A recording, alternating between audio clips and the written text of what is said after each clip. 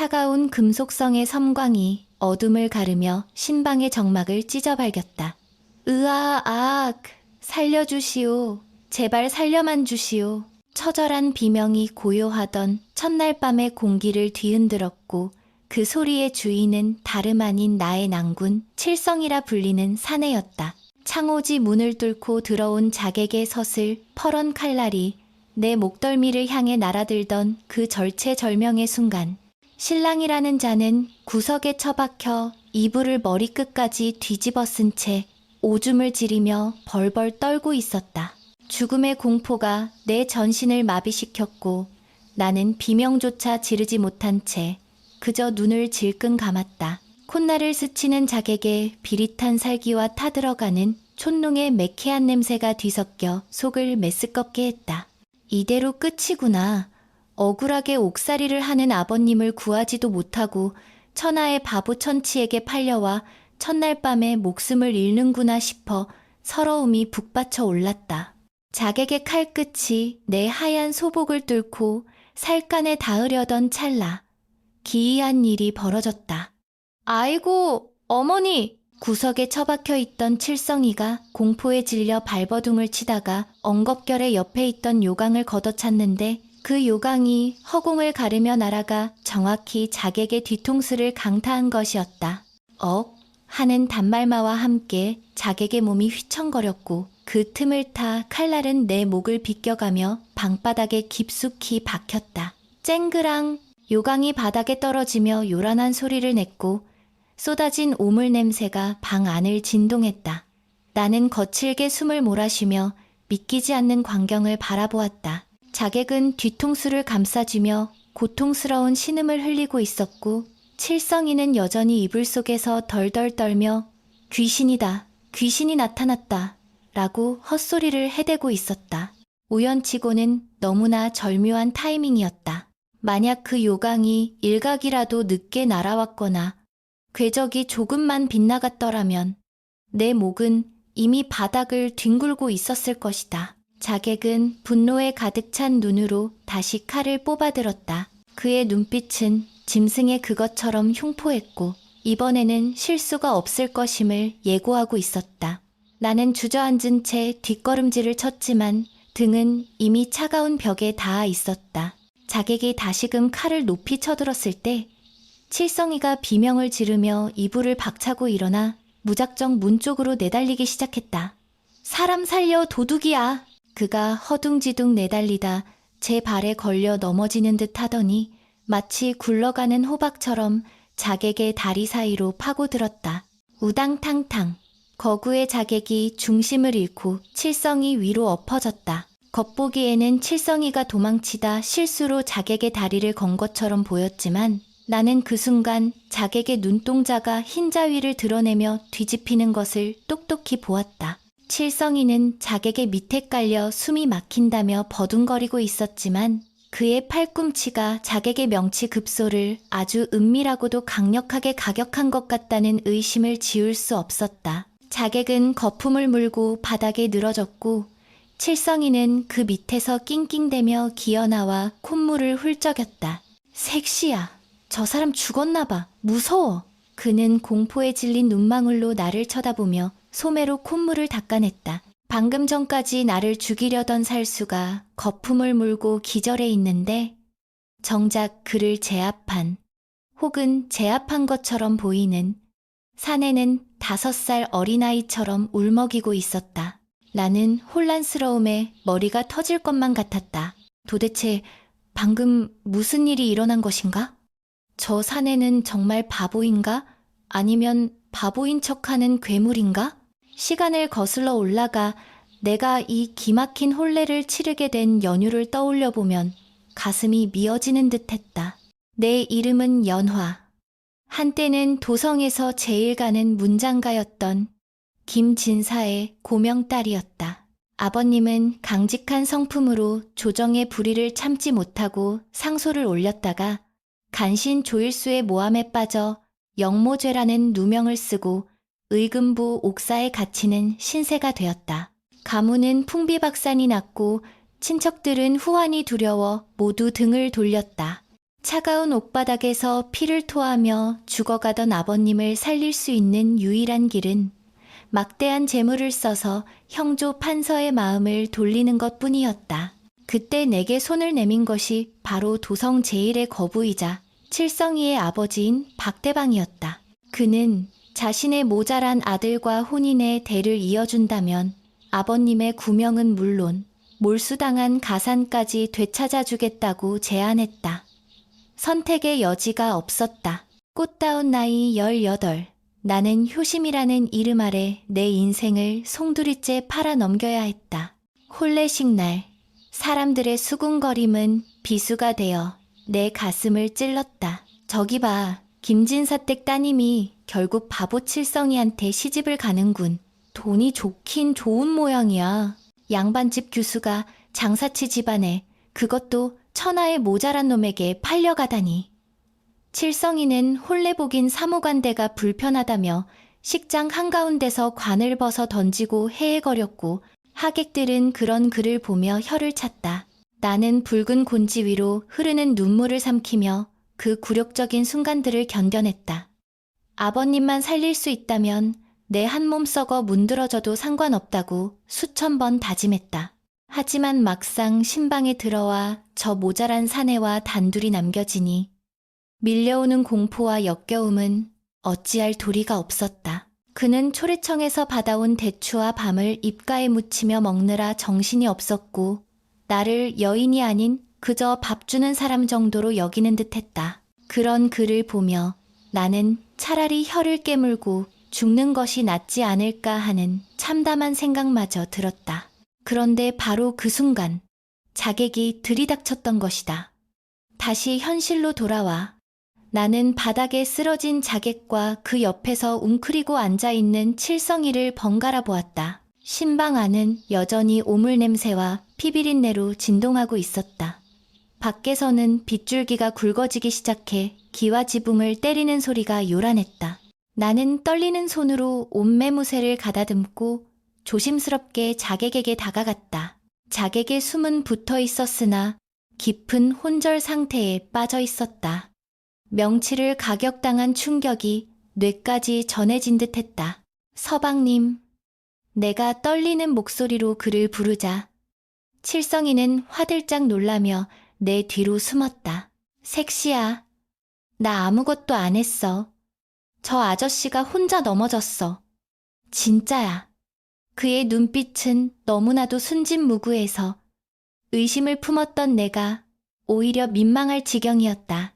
하지만 나는 분명히 보았다. 그가 자객의 다리 사이로 파고들 때 그의 등 근육이 순간적으로 팽팽하게 긴장하던 그 찰나의 움직임을, 그것은 평생을 방바닥에서 뒹굴며 보낸 게으른 바보의 몸놀림이 아니었다. 나는 자객의 품을 뒤져 단서를 찾으려 했다. 검은 복면 안에서 툭 떨어진 것은 붉은색 옥패였다. 그 옥패에는 선명하게 조일라는 글자가 새겨져 있었다. 조일수 대감. 아버님을 모함해 감옥에 보낸 그자의 가문에서 쓰는 문양이 틀림없었다. 순간 등골이 오싹해졌다. 아버님을 옥에 가둔 것도 모자라 이제는 그 딸인 나까지 없애려 든단 말인가? 아니면 박대방의 재산을 노리고 며느리가 된 나를 인질로 삼으려 했던 것일까? 분노와 공포가 교차하는 와중에 나는 곁눈질로 칠성이를 살폈다. 그는 어느새 촛불 심지를 손가락으로 장난치며 아뜨거 하고는 바보처럼 웃고 있었다. 정말 우연이었을까? 하늘이 나를 불쌍히 여겨 도우신 것일까? 색시야, 배고파. 밥 줘. 칠성이가 칭얼거렸다. 시체가 될 뻔한 상황에서 밥 타령이라니. 나는 한숨을 내쉬며 자객을 묶을 밧줄을 찾기 위해 장롱을 열었다. 그때였다. 등 뒤에서 서늘한 기운이 느껴졌다.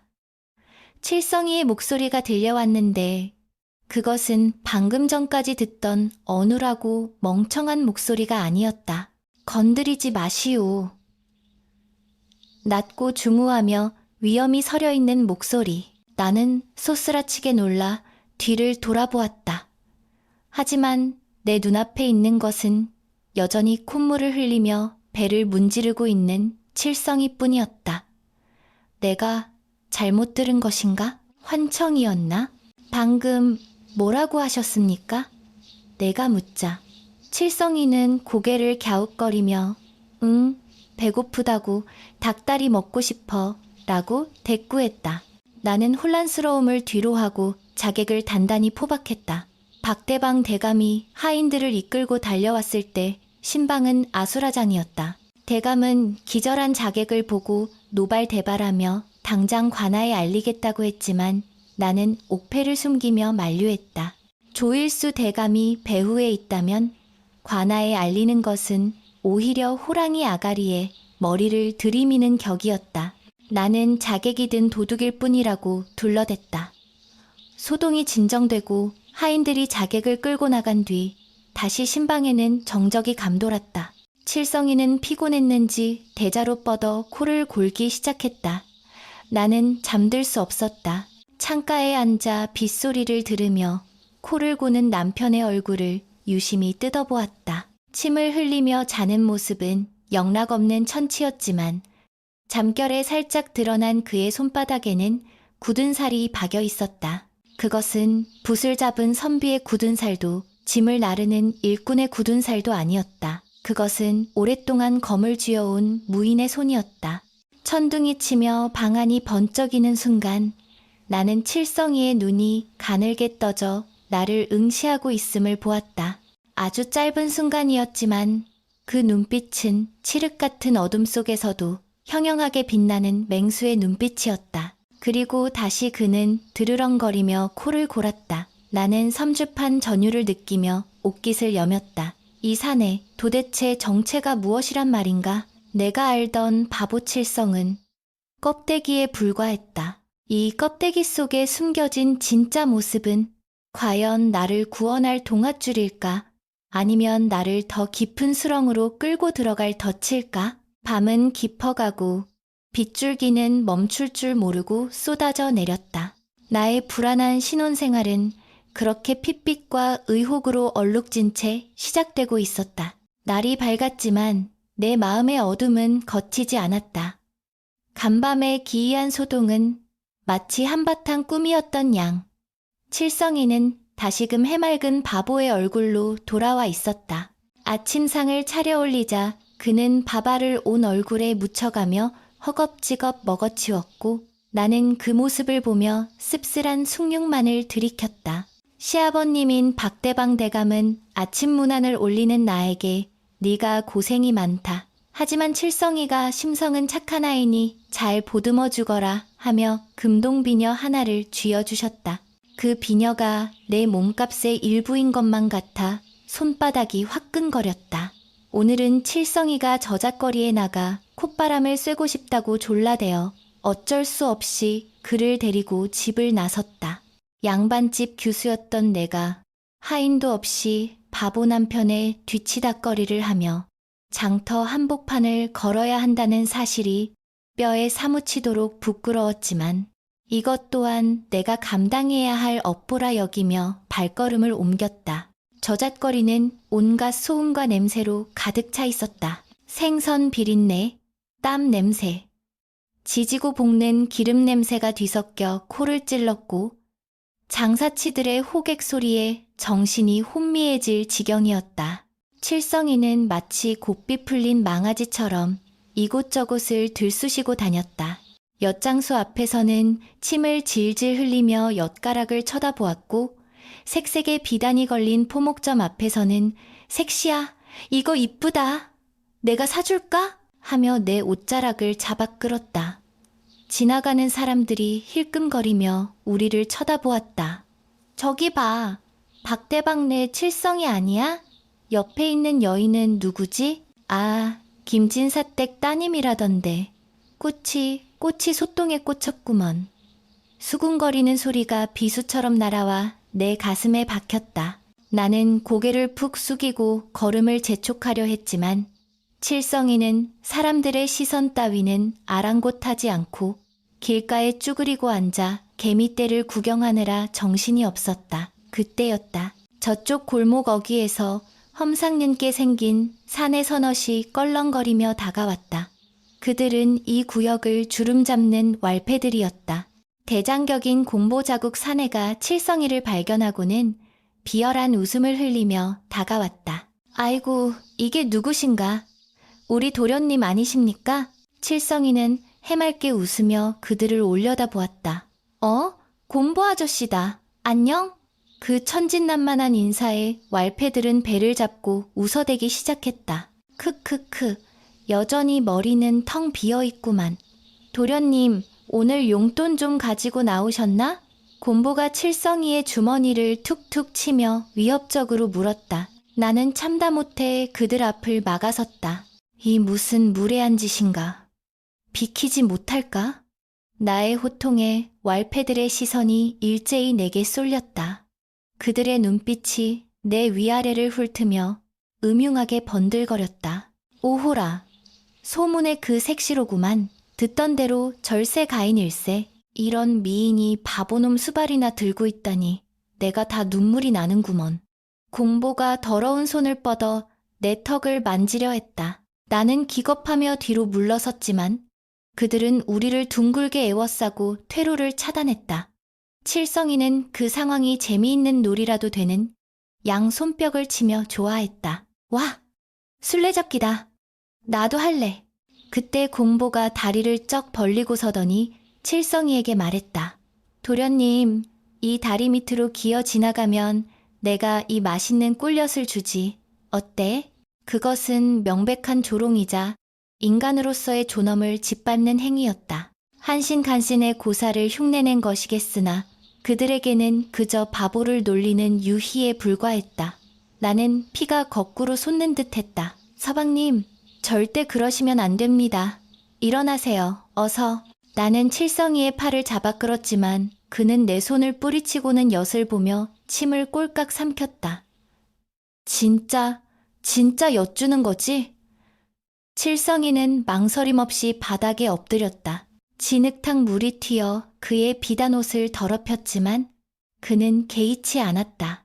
그리고는 공보의 다리 사이로 엉금엉금 기어가기 시작했다. 하하하, 꼴 좀 봐라. 박대방 아들놈이 개처럼 기어간다. 구경꾼들이 몰려들어 손가락질하며 박장대소했다. 나는 수치심과 분노로 온몸이 부들부들 떨렸다. 남편이라는 작자가 내 지아비가 흙탕물 속에서 개처럼 기어다니며 왈패들의 조롱거리가 되고 있었다. 잘한다. 엉덩이 좀 더 낮추고. 옳지. 왈패들은 칠성이의 엉덩이를 발로 툭툭 차며 낄낄거렸다. 기어이 다리 밑을 통과한 칠성이는 흙투성이가 된 얼굴로 벌떡 일어나 손을 내밀었다. 엿줘! 엿! 공보는 먹다 남은 엿 조각을 흙바닥에 큰 뱉으며 말했다. 자, 옛다. 주워 먹어라. 칠성이는 그것을 주우려 달려들었고 나는 더 이상 참지 못하고 달려가 칠성이의 손을 쳐냈다. 그만하시오. 제발 그만 좀 하란 말입니다. 내 눈에서 기어이 참았던 눈물이 터져나왔다. 칠성이는 영문을 모르겠다는 표정으로 나를 바라보며 색시야, 왜 그래? 엿 먹고 싶은데? 라고 중얼거렸다. 나는 그의 뺨을 후려치고 싶은 충동을 억누르며 그의 옷자락을 잡고 일으켜 세웠다. 집에 갑시다. 제발. 그때 군중을 헤치고 가마 한 채가 다가왔다. 화려하게 장식된 가마의 문이 열리고 차가운 눈빛의 사내가 내렸다. 조일수 대감이었다. 아버님을 죽음으로 몰고 간 원수. 그가 눈앞에 나타나자 내 심장은 얼어붙는 듯했다. 조일수는 부채를 펴들고 천천히 우리에게 다가왔다. 왈패들은 쥐 죽은 듯 조용해지며 길을 비켰다. 그는 진흙투성이가 된 칠성이를 보며 경멸 어린 조소를 날렸다. 박대방의 아들이라 호부견자 후후촨즈라더니 옛말 틀린 것 하나 없군. 이런 천치와 부부의 연을 맺다니 김진사 딸의 팔자도 참으로 기구하구려. 그의 시선이 끈적하게 내 얼굴에 머물렀다. 그 눈빛은 단순한 경멸이 아니었다. 먹잇감을 노리는 뱀의 눈빛, 탐욕으로 번들거리는 욕망의 시선이었다. 내 조만간 자네를 위해 따로 자리를 마련할 테니 그때 다시 보세. 이리 진흙탕에 구르기엔 자네의 미색이 너무 아깝지 않은가. 그는 의미심장한 말을 남기고는 다시 가마에 올랐다. 가마가 멀어질 때까지 나는 숨조차 제대로 쉴 수 없었다.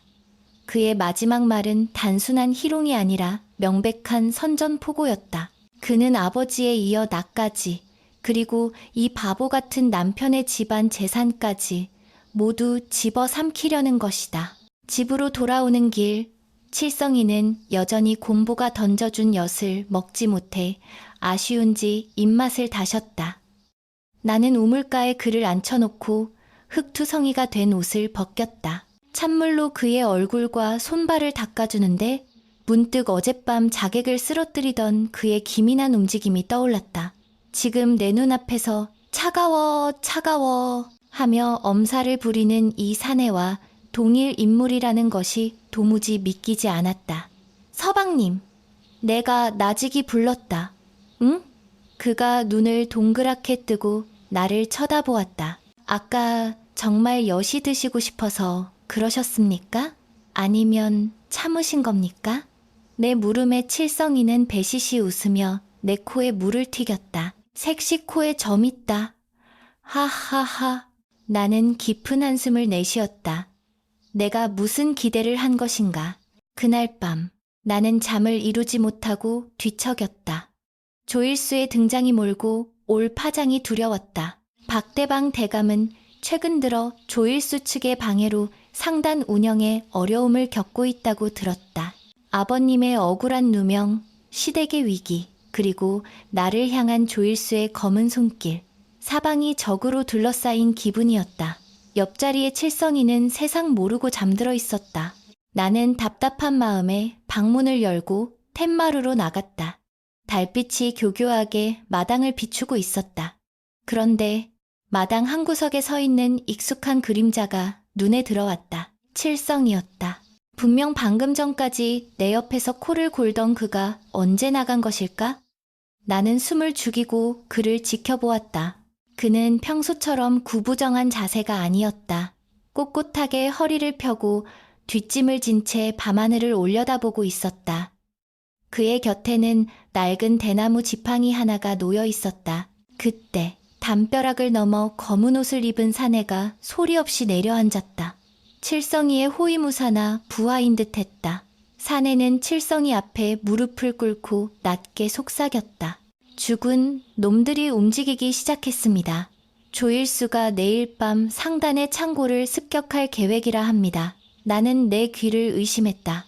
죽은이라니? 그리고 저 또렷한 목소리의 주인공이 정말 칠성이란 말인가? 칠성이는 밤하늘에서 시선을 거두지 않은 채 낮지만 서늘한 목소리로 답했다. 미끼를 물었군.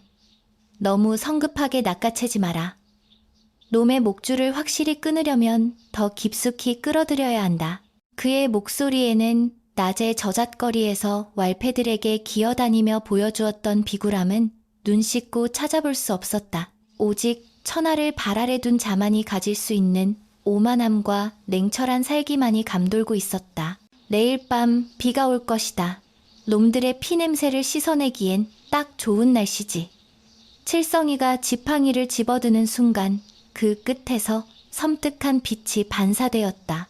그것은 단순한 지팡이가 아니라 검을 숨긴 지팡이 칼이었다. 나는 입을 틀어막고 주저앉을 뻔했다. 내가 알던 바보 칠성이는 연기였던 것이다. 철저하고도 완벽한 기만. 그렇다면 그는 왜 바보 행세를 하며 숨어 지내는 것일까?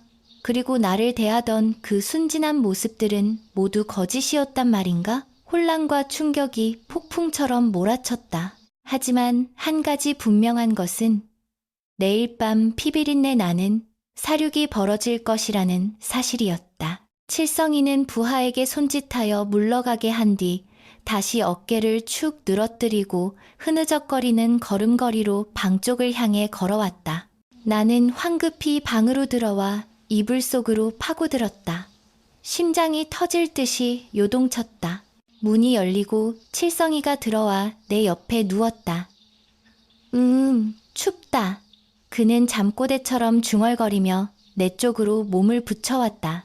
그의 몸에서 희미하게 밤이슬 냄새와 함께 알 수 없는 쇠의 비린내가 나는 듯했다. 나는 등 뒤에 닿는 그의 체온이 뜨겁게 느껴지면서도 동시에 얼음장처럼 차갑게 느껴졌다. 이제 나는 알았다. 내 남편은 멍청한 바보가 아니라 칼집 속에 발톱을 숨긴 무서운 맹수라는 것을. 그리고 그 맹수가 눈을 뜨는 순간 이 도성에는 거대한 피바람이 불어닥칠 것임을. 검은 연기가 밤하늘을 뒤덮고 매캐한 타는 냄새가 코를 찔렀다. 불이야! 창고에 불이 났다. 하인들의 다급한 비명과 함께 요란한 징소리가 박대방 대감의 저택을 뒤흔들었다. 나는 화들짝 놀라 방문을 박차고 나갔다. 붉은 화마. 가상단의 물류 창고를 집어삼키고 있었고 그 불길은 마치 조일수의 탐욕처럼 거대하고 흉포하게 타오르고 있었다. 하인들이 우물에서 물을 길어 나르며 불을 끄려 안간힘을 썼지만 기름을 끼얹은 듯 솟구치는 불길을 잡기에는 역부족이었다. 박대방 대감은 마당에 주저앉아 아이고 내 재산, 내 평생 피땀 흘려 모은 곡식과 비단이 다 타버리는구나 하며 땅을 치고 통곡했다. 창고 안에는 상단의 전 재산이나 다름없는 물건들이 가득 차 있었다. 이것이 잿더미가 된다면 가문의 몰락은 불을 보듯 뻔한 일이었다.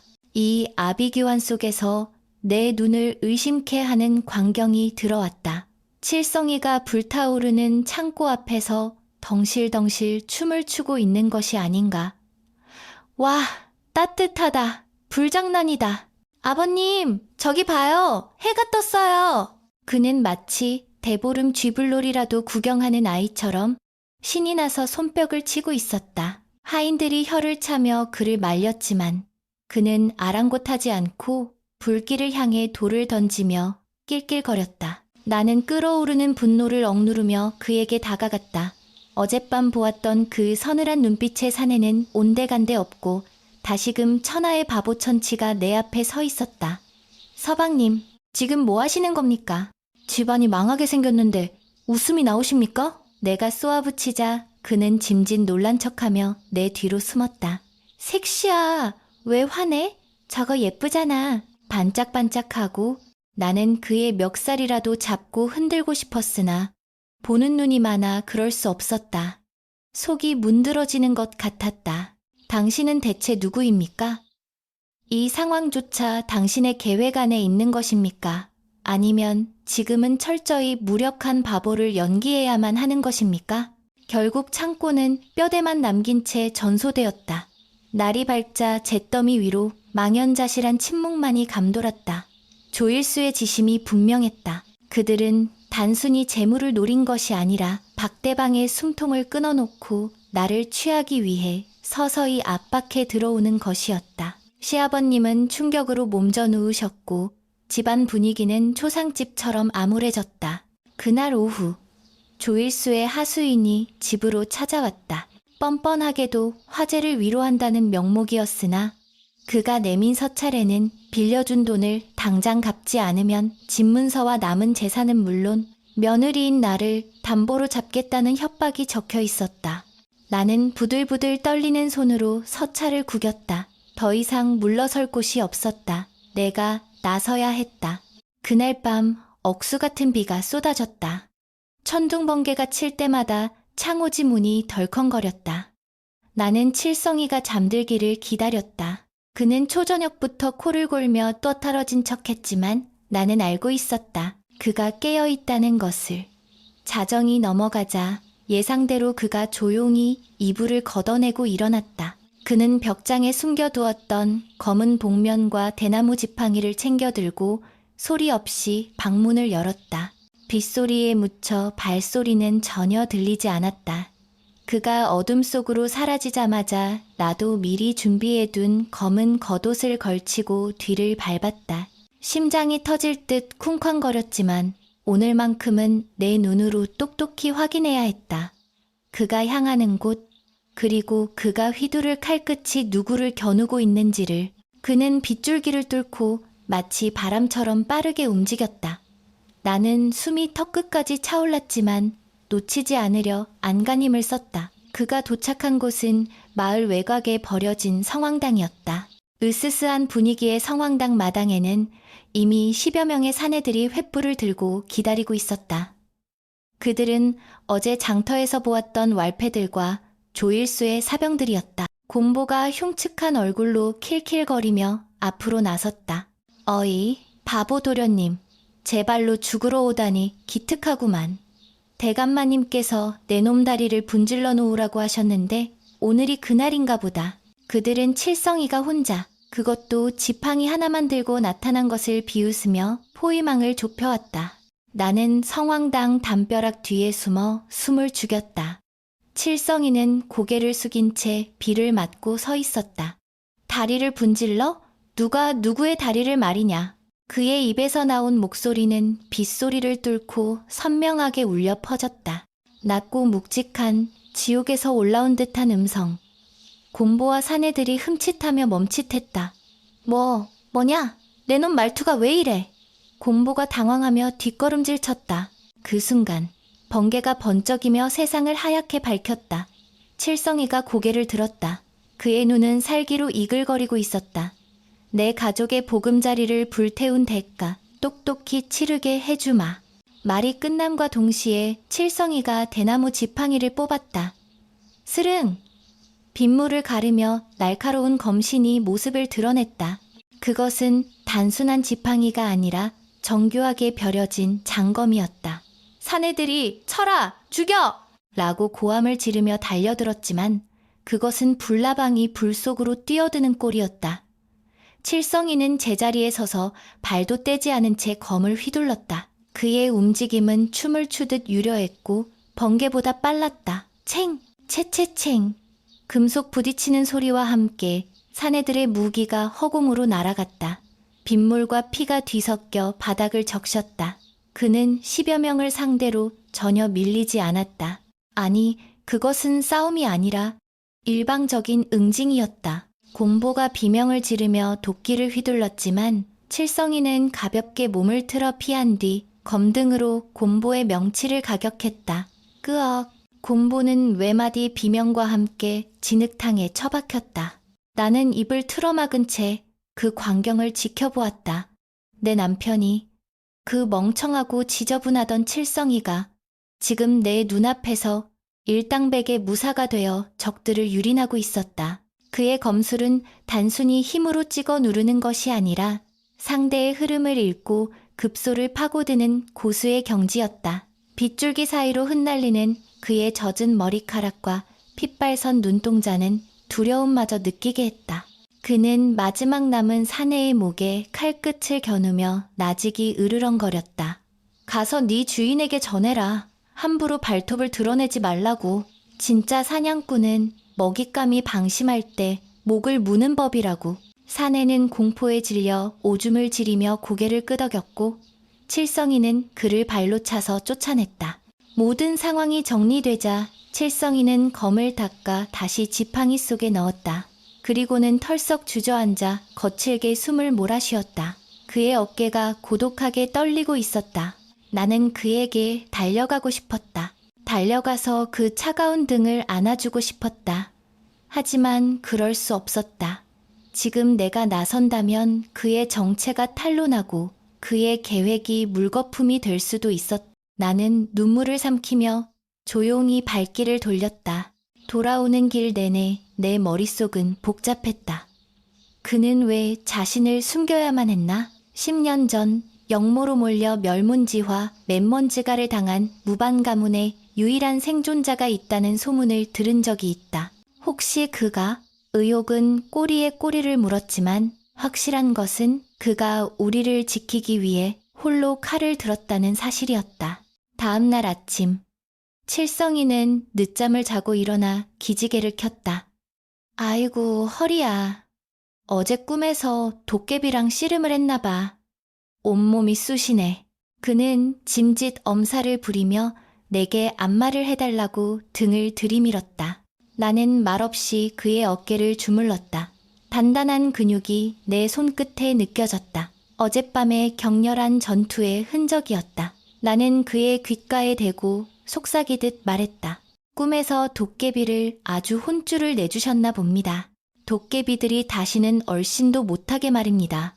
내 말에 칠성이의 몸이 순간 굳어지는 듯 했다. 그는 천천히 고개를 돌려 나와 눈을 마주쳤다. 그의 눈동자가 흔들렸다. 내가 알고 있다는 것을 눈치챈 것일까? 우리의 미묘한 기류는 대문 밖에서 들려온 소란으로 깨졌다. 이리 오너라. 관아에서 나왔다. 포졸들이 들이닥쳤다. 가슴이 철렁 내려앉았다. 어젯밤 일로 칠성이가 잡혀가는 것은 아닐까? 하지만 포졸들은 뜻밖의 소식을 전했다. 어젯밤 성황당 인근에서 왈패들이 집단으로 구타당해 관아 앞에 묶여 있었다는 신고가 들어왔다. 혹시 대개 도련님이 그 시각에 어디 계셨는지 묻고자 왔다. 나는 침착하게 대답했다. 제 남편은 어젯밤 내내 저와 함께 신방에 있었습니다. 몸이 허약하여 밤바람을 쐬면 큰일 나는 사람입니다. 포졸들은 칠성이의 멍한 얼굴을 보더니 혀를 차며 돌아갔다. 하긴 저런 위인이 무슨, 우리가 헛걸음했구만. 포졸들이 사라지자 칠성이는 안도의 한숨을 내쉬는 대신 나를 깊이 응시했다. 더 이상 바보의 눈빛이 아니었다. 색시야. 그가 입을 열려는 찰나 조일수 대감집의 집사가 또다시 찾아왔다. 이번에는 화려한 비단 봉투를 내밀었다. 대감마님께서 두 분을 오늘 저녁 연회에 초대하셨습니다. 화제로 상심이 크실 터이니 위로연을 베푸시겠다 합니다. 위로연이라니 그건 덫이었다. 쥐새끼를 독 안에 몰아넣고 잡아먹겠다는 명백한 함정이었다. 집사는 거절은 허락하지 않겠다는 듯 오만한 표정으로 서 있었다. 나는 봉투를 받아들며 차갑게 미소 지었다. 대감의 호의에 감사드린다고 전해주게. 반드시 참석하겠다고.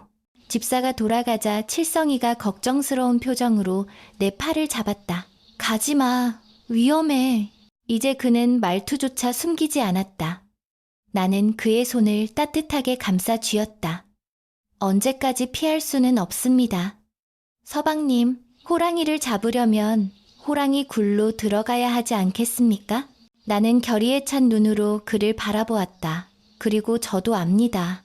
서방님이 제 곁에 계시다면 그 어떤 호랑이도 우리를 해치지 못할 것이란 걸요.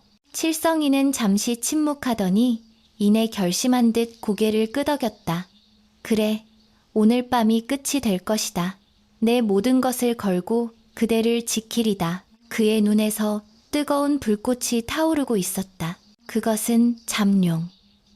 이 마침내 승천을 준비하며 내뿜는 서기를 치었다. 우리는 서로를 마주보며 비장한 각오를 다졌다. 오늘 밤 조일수의 연회장은 피바람이 부는 전장이 될 것이다. 그리고 그곳에서 모든 진실이 밝혀지고 억울한 원한들이 심판받게 될 것이다. 나는 옷장 깊숙한 곳에서 아버님이 남겨주신 작은 은장도를 꺼내 품에 숨겼다. 여인의 몸이지만 나 또한 싸울 준비가 되어 있었다.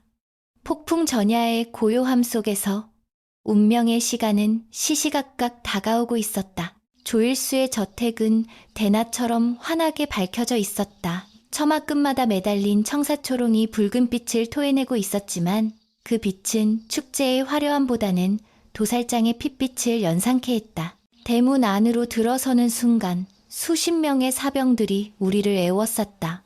그들의 허리춤에 매달린 환도하고 가 달빛을 받아 서늘하게 번뜩였다. 연하인 나는 옷자락 속에 숨긴 은장도를 꽉 쥐었다. 손바닥에 식은땀이 배어나왔다. 옆에 선 칠성이는 여전히 어깨를 구부리고 겁에 질린 듯 주위를 두리번거리고 있었다. 색시야, 여기 무서워. 사람들이 왜 칼을 차고 있어? 우리 집에 가자. 그는 내 소매를 잡아당기며 칭얼거렸다. 나는 그의 손등을 살며시 토닥였다. 조금만 참으세요. 당신의 그 칼이 춤을 출 때까지. 연회장은 본체 마당에 마련되어 있었다. 상석에는 조일수가 비스듬히 누워 기생들의 시중을 받고 있었고 그 주위로 탐관오리들과 지방 호족들이 둘러앉아 술잔을 기울이고 있었다. 우리가 들어서자 풍악 소리가 뚝 끊기고 좌중의 시선이 우리에게 꽂혔다. 조일수가 느릿하게 몸을 일으키며 입가에 비릿한 미소를 띄었다. 오, 드디어 오셨군. 오늘의 주인공들이야.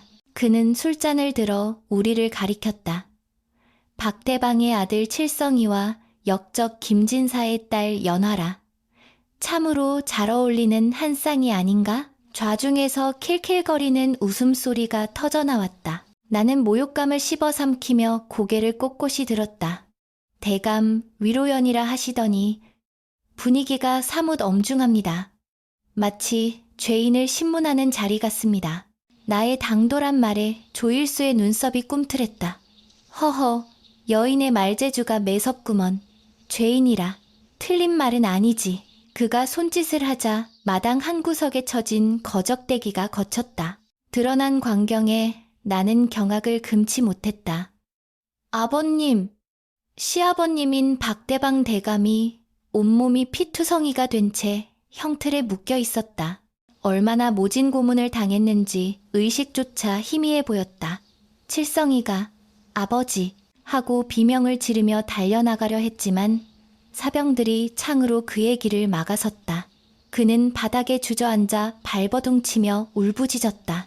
우리 아버지 때리지 마! 나쁜 놈들아! 아버지 아파하잖아. 조일수가 잔인하게 웃으며 말했다. 내 시아비가 감히 관아에 허가도 없이 밀무역을 했다는 첩보가 들어와서 말이야. 내 친히 문초를 하던 중이었다. 자백만 하면 살려줄 텐데 저 늙은이가 입을 다물고 있네. 그것은 명백한 누명이자 협박이었다. 조일수는 칠성이를 바라보며 조롱을 이어갔다. 어이, 칠성이. 네가 효자라지? 내 아비를 살리고 싶으면 여기서 재주 한번 부려보거라. 개 흉내를 내며 지져본다면 내 특별히 곤장 10대는 감해주마. 좌중의 폭소가 이어졌다. 멍멍 하고 지져보아라. 바보가 개 흉내를 내면 볼만하겠군. 칠성이는 눈물 범벅이 된 얼굴로 내 발로 기기 시작했다. 멍멍, 멍멍, 잘못했어요. 멍멍. 그는 바닥을 기어 조일수의 발치까지 다가갔다. 나는 눈을 질끈 감았다. 피가 거꾸로 솟구쳐 쓰러질 것만 같았다. 하지만 나는 알고 있었다. 칠성이의 눈물이 거짓임을. 바닥을 짚은 그의 손가락 관절이 하얗게 질릴 정도로 땅을 움켜쥐고 있음을. 조일수는 만족스러운 듯 자신의 신발을 칠성이의 머리에 올리고 짓밟았다. 그래, 아주 잘 짖는구나. 이왕 기는 김에 내 신발의 흙도 혀로 핥아보거라. 그 순간이었다. 칠성이의 어깨 떨림이 멈췄다. 핥으라니까? 귀까지 먹었느냐? 조일수가 짜증 섞인 목소리로 발에 힘을 주려는 찰나 칠성이의 고개가 천천히 들렸다. 그의 눈빛은 더 이상 초점 없는 바보의 것이 아니었다. 깊은 심연, 모든 것을 집어삼킬 듯한 흥룡의 눈빛이었다. 그 발, 낮지만 쩌렁쩌렁한 목소리가 연회장을 가득 채웠다. 치우지 않으면 잘라버리겠다. 순간 정적이 흘렀다. 조일수는 자신의 귀를 의심하며 되물었다. 뭐라? 방금 뭐라 짓거렸느냐? 칠성이는 천천히 몸을 일으켰다. 구부정하던 허리가 펴지자 그의 키는 조일수를 내려다볼 만큼 거대해 보였다. 그는 소매로 얼굴에 눈물 자국을 닦아내며 섬뜩할 정도로 차가운 미소를 지었다. 못 들었나? 내 놈의 더러운 발목을 댕강 잘라 개에게 던져주겠다고 했다. 조일수가 당황하여 뒷걸음질 쳤다. 이놈이 미쳤나? 여봐라! 당장 저놈을 쳐라! 사병 수십 명이 고함을 지르며 칠성이에게 달려들었다. 나는 비명을 지르며 은장도를 꺼내려 했다. 하지만 그럴 필요가 없었다. 칠성이가 들고 있던 대나무 지팡이가 허공을 갈랐다. 슈! 대나무 껍질이 산산조각 나며 흩날리고 그 안에서 서슬퍼런 강철 거미 모습을 드러냈다. 첫 번째로 달려들던 사병의 창이 반으로 뚝 잘려나갔다. 이어지는 칠성이의 건무게는 인간의 움직임이라기보다는 하나의 자연재해와 같았다. 번개처럼 번뜩이는 검광갱이 사방으로 뻗어나갈 때마다 사병들이 추풍낙엽처럼 쓰러졌다. 피보라가 흩날리며 연회장의 술상을 붉게 물들였다. 이럴 수가! 조일수는 공포에 질려 주저앉았다. 그는 떨리는 손가락으로 칠성이를 가리켰다. 저 건법은 10년 전 멸문당한 민대장군의 비김이지 쌍용건법 박오이 아닌가. 칠성이는 덤덤한 표정으로 핏방울이 뚝뚝 떨어지는 검을 바닥에 늘어뜨린 채 조일수에게 다가갔다. 기억력이 좋구나, 조일수. 그래, 내가 바로 내 놈의 모함으로 죽은 민 대장군의 아들 민경서다. 진실이 밝혀지는 순간 연회장은 충격의 도가니에 빠졌다. 바보 칠성이가 역적 누명을 쓰고 죽은 명장의 아들이었다니. 나 또한 숨이 스칠 듯한 충격을 받았다. 그는 살아남기 위해, 그리고 복수의 칼날을 갈기 위해 지난 10년간 바보 행세를 하며 치욕을 견뎌온 것이었다. 그 처절했을 세월의 무게가 내 가슴을 짓눌렀다.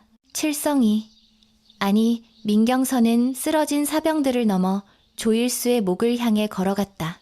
그때 조일수의 최측근이자 무예가 출중하기로 소문난 호위대장이 거대한 도끼를 들고 앞을 막아섰다. 내 주군을 건드리지 마라! 쥐새끼 같은 놈! 호위대장의 도끼가 맹렬한 기세로 내려찍혔다. 바위도 부술 듯한 위력이었다.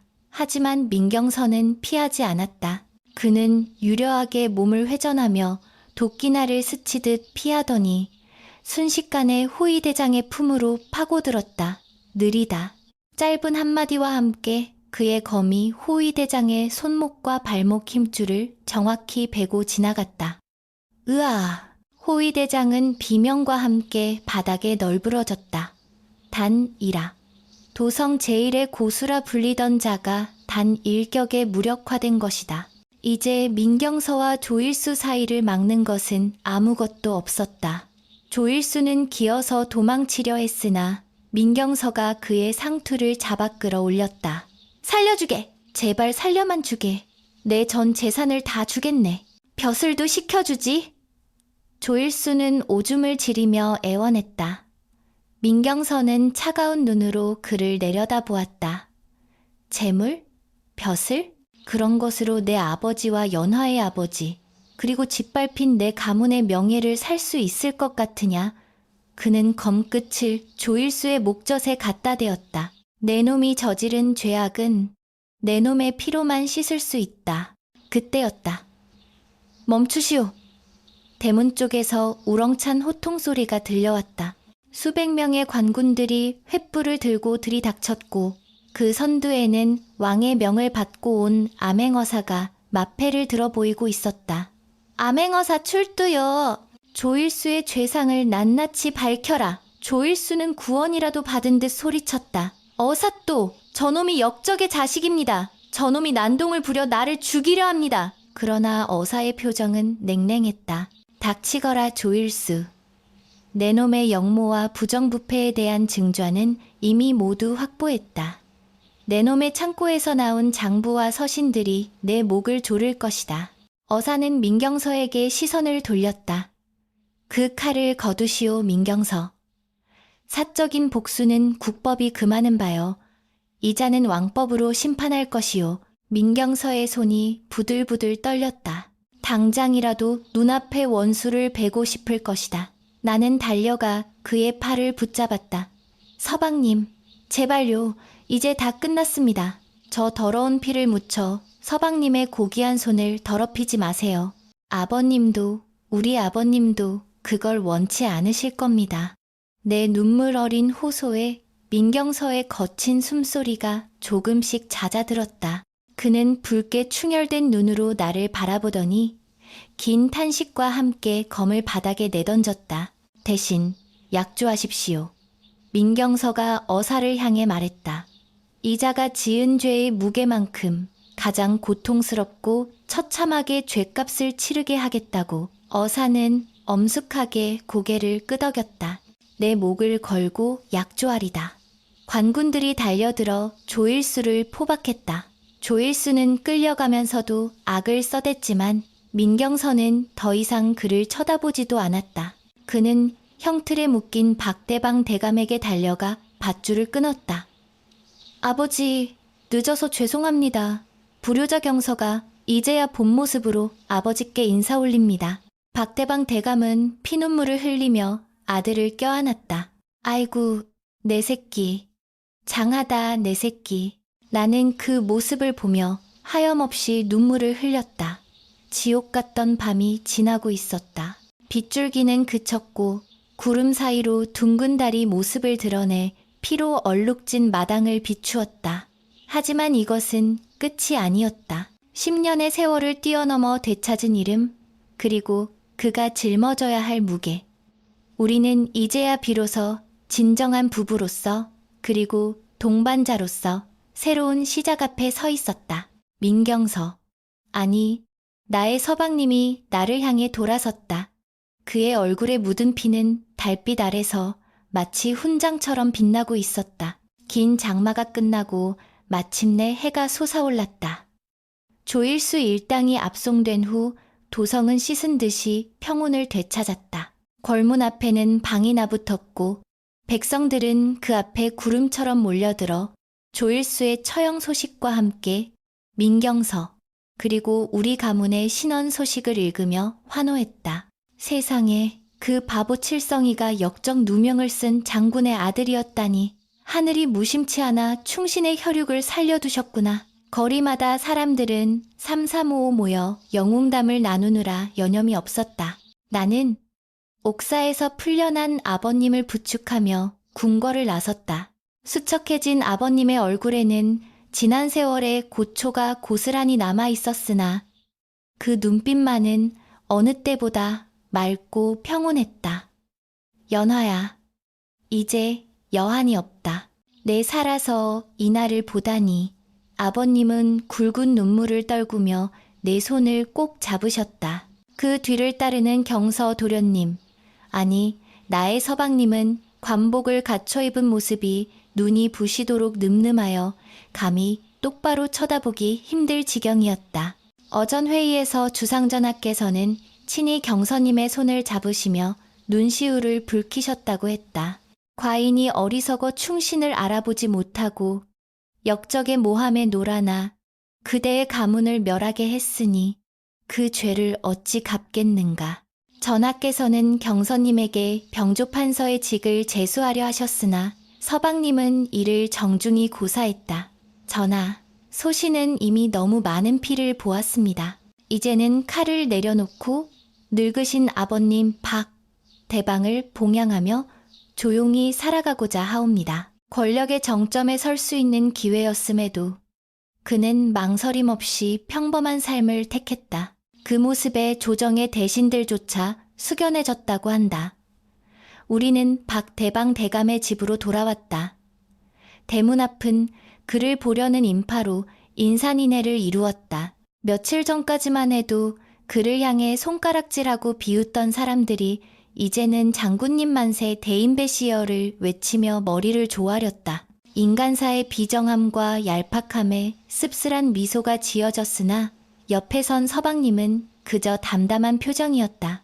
사람들의 칭송은 뜬구름과 같은 것. 어제는 바보라 침뱉고 오늘은 영웅이라 떠받드니 내 마음에 담아둘 이유가 없소.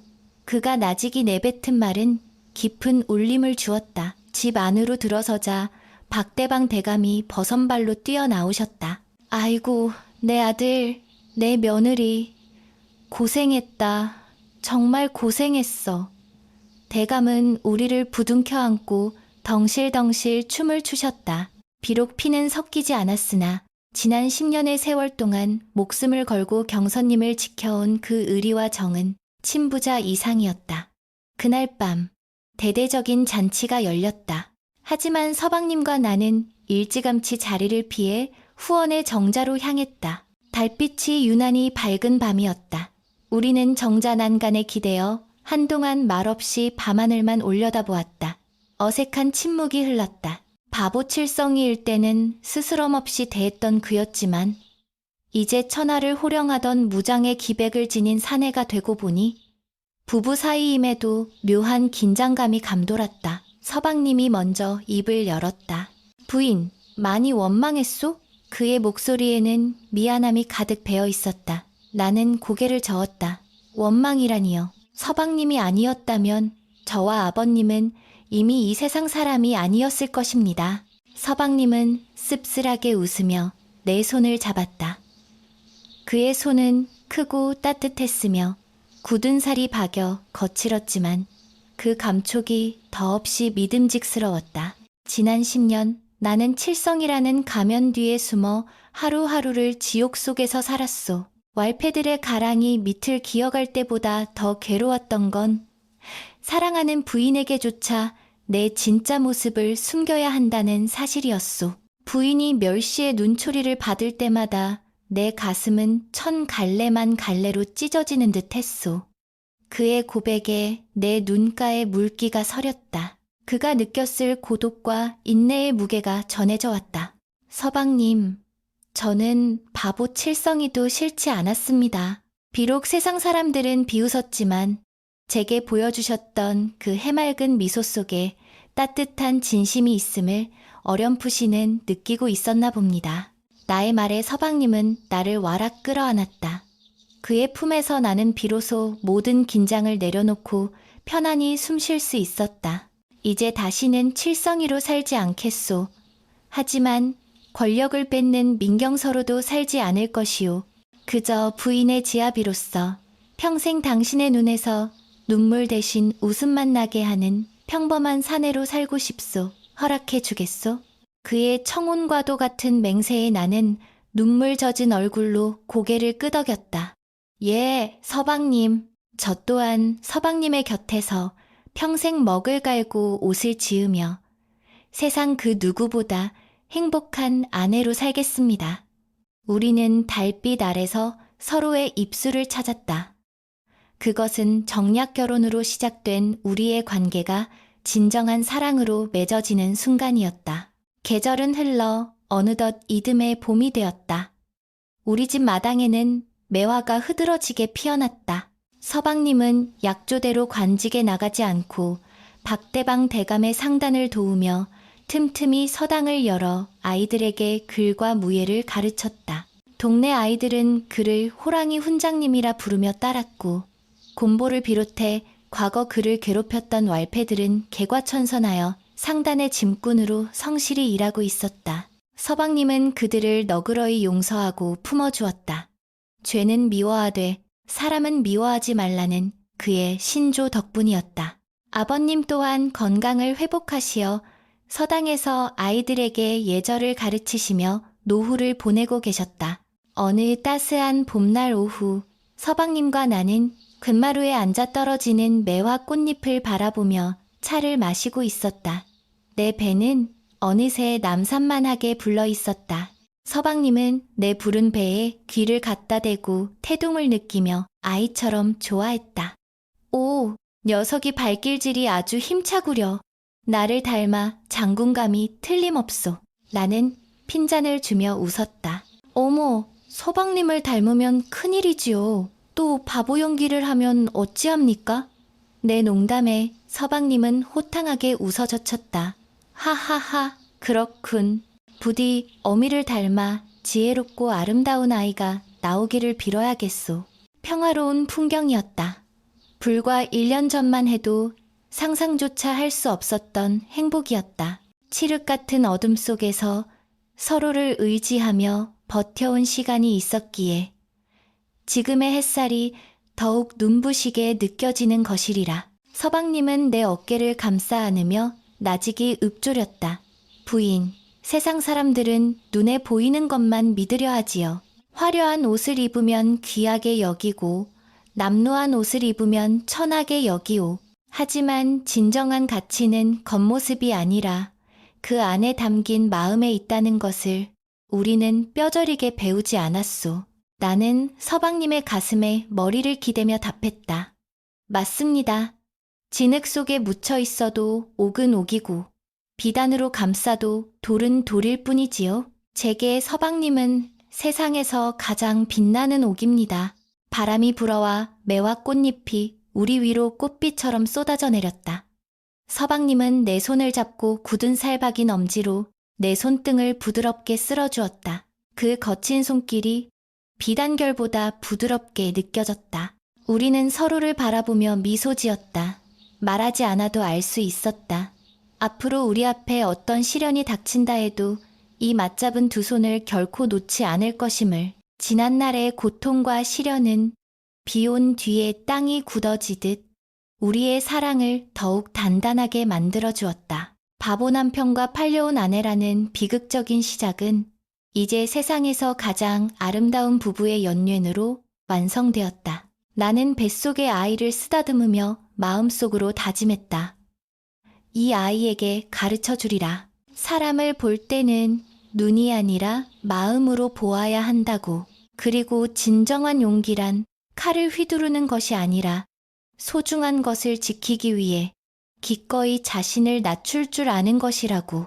먼 산에서 뻐꾸기 울음소리가 들려오고 봄 햇살은 우리 부부의 앞날을 축복하듯 따스하게 내리쬐었다. 칠성이라는 이름의 껍질을 깨고 비상한 용과 그 용의 승천을 묵묵히 지켜낸 여인. 우리의 이야기는 도성의 무사람들에게 오래도록 회자되는 전설이 되었다. 그리고 그 전설의 끝은 언제나처럼 오래오래 행복하게 살았습니다라는 뻔하지만 가장 듣고 싶은 결말이었다.